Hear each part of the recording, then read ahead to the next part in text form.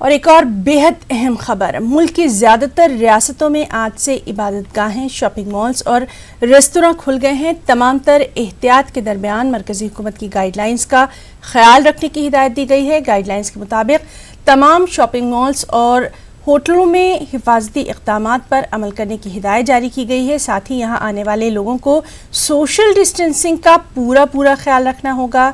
ख़रीदारों की thermal screening की जाएगी, सामान सैनिटाइज किया जाएगा और तमाम तर जो हुकूमत की गाइडलाइंस हैं उनका ख़ास ख्याल रखना होगा।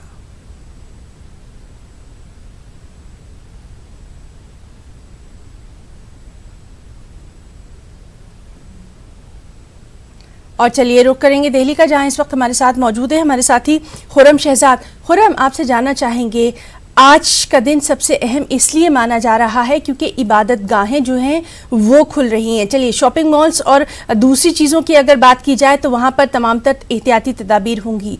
इबादत गाहों में क्या कुछ खास इंतजामात देखने में आ रहे हैं?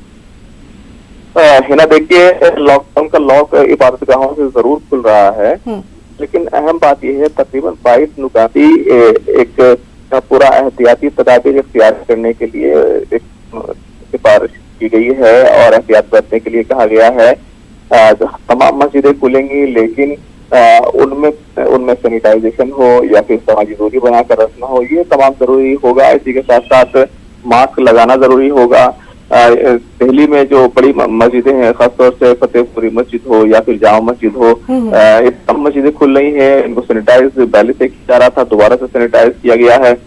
दूसरी तमाम मसाजिद खुल रही हैं, लेकिन उसमें एहतियात बरतनी। लोग घरों से अपने वजू करने का इंतजाम आमतौर से मस्जिदों में होता है, लेकिन अब वहां पर वजू का इंतजाम नहीं होगा। जामा मस्जिद की अगर बात करें तो जामा मस्जिद का हौज पूरे तौर से खाली करा लिया गया है।